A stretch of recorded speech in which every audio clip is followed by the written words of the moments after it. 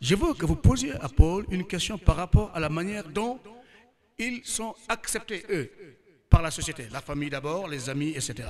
Donc Paul ou Stéphanie, qui peut expliquer un peu l'utilisation des antirétroviraux? Moi, ces médicaments, je les prends 2 fois par jour. Donc, le matin et soir, aux mêmes heures. Donc, on m'avait expliqué que je prendrais ces médicaments durant toute ma vie. Et je les prends chaque jour. Vous prenez ces médicaments durant toute votre vie. Est-ce que ça ne vous a pas troublé quand on vous a dit ça? Oui, ça m'avait troublée. J'étais fatiguée. Je ne savais pas. Peut-être parfois je pouvais oublier. Je ne savais pas que je pouvais le faire. Mais j'ai su le faire avec le conseil du médecin. Très bien. Docteur, est-ce que c'est un supplice, justement, le fait de prendre ces médicaments tous les jours? Est-ce que des patients sont venus vous dire que c'était vraiment difficile? Ok, merci. Comme tous les autres médicaments, les médicaments qu'on appelle les ARV, les antirétroviraux, ont des effets secondaires. Mais ce sont des effets secondaires qui sont très souvent minimes. Mais tout ce qu'on demande,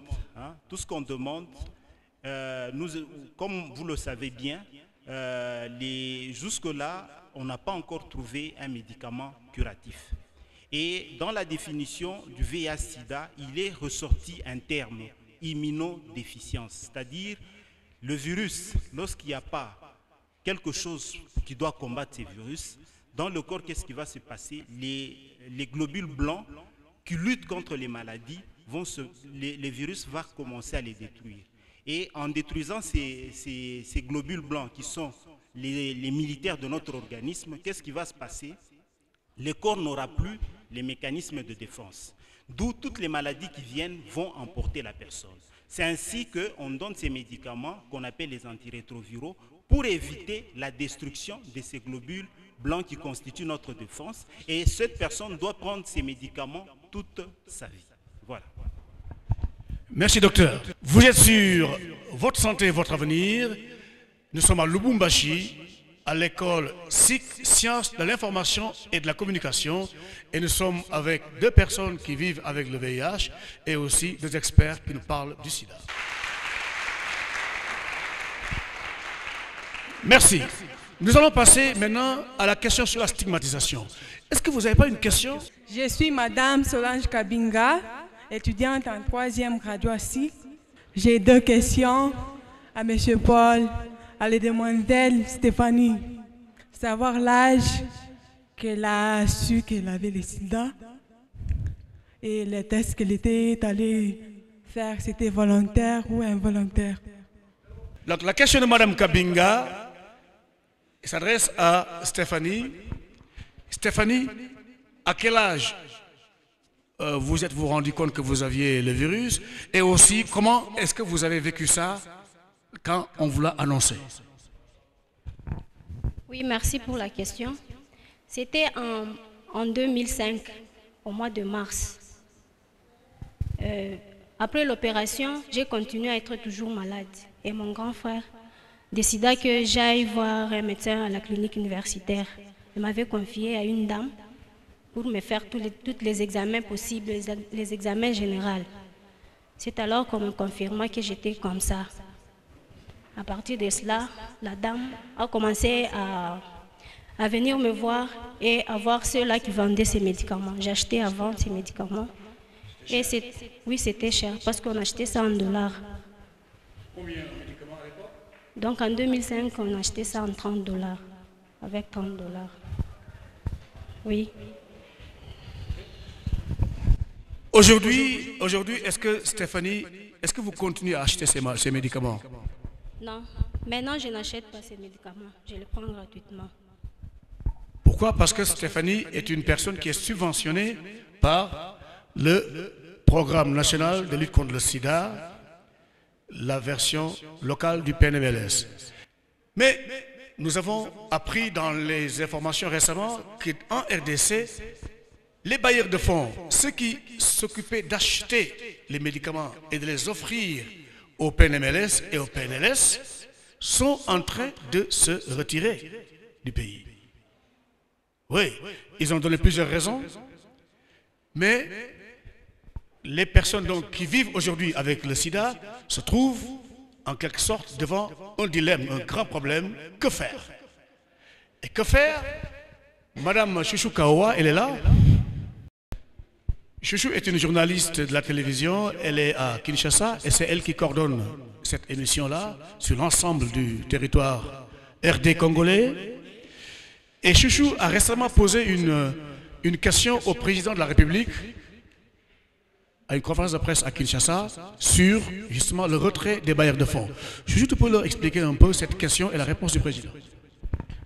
C'était une occasion pour moi de pouvoir poser la question au président de la République parce que quelques semaines avant, je crois une semaine ou 2 semaines avant, j'ai eu à interviewer une dame PVV qui, par rapport au retrait des bailleurs de fonds, il se demandait en tant que PVV qu'est-ce qu'ils deviendront après 2012 parce qu'il n'y avait plus des antirétroviraux et tout ça. Et donc c'était pour moi une occasion devant le chef de l'État de pouvoir lui poser la question de savoir comment est-ce que les PVV feront d'ici 2012 parce que tous les bailleurs sont partis, tous les gros bailleurs, ça veut dire on avait le Fonds mondial, la Banque mondiale et tout ça, tous étaient partis, ils ne voulaient plus rester dans le projet du VIH-Sida. Et lui m'a répondu, il dit qu'il ne faudrait pas que la RDC continue à pouvoir avoir les yeux rivés vers les bailleurs de fonds à l'étranger et que dans le budget 2012 qui est en train d'être débattu au Sénat, ils sont en train de voir les modalités, comment est-ce qu'ils peuvent, eux, en tant que gouvernement congolais, appuyer les PVV dans les années qui viennent. Voilà. Merci Chouchou. On l'applaudit fort, Chouchou.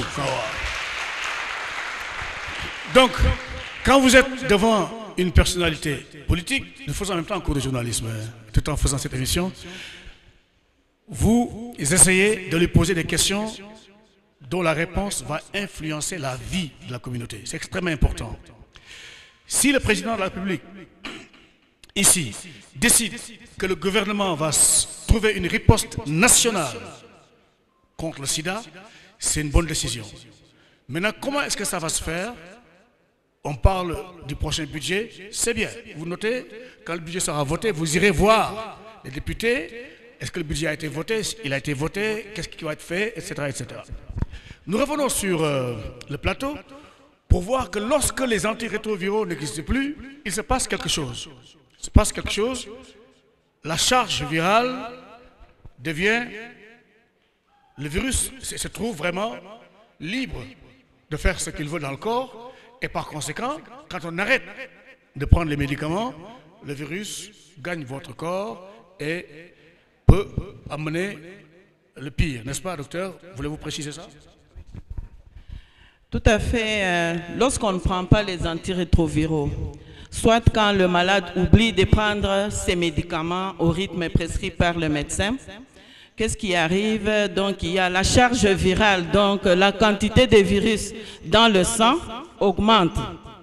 Et le taux de CD4, donc les cellules de défense, les globules blancs, donc diminue, ce qui fait que la personne va de plus en plus développer les infections opportunistes, telles que la tuberculose et bien d'autres, qui vont l'amener vers le stade sida, donc le stade terminal de la maladie, et enfin mourir. Ok. Stigmatisation. Ulge Maskini, je suis étudiante en 2e licence SIC journalisme. Et j'aimerais poser la question à mademoiselle Stéphanie. Ma question est celle de savoir, lorsque vous avez su que vous étiez séropositive, vous-même, par vous-même, comment est-ce que vous êtes estimé par rapport au public ou par rapport à vos proches, s'il vous plaît, et aussi par rapport à vos amis intimes en quelque sorte. Comment est-ce que vous vous êtes comporté à leur égard? Vous étiez sous-estimé ou soit vous vous êtes senti à l'aise et les éviter? C'est ça ma préoccupation. Merci. Merci pour la question.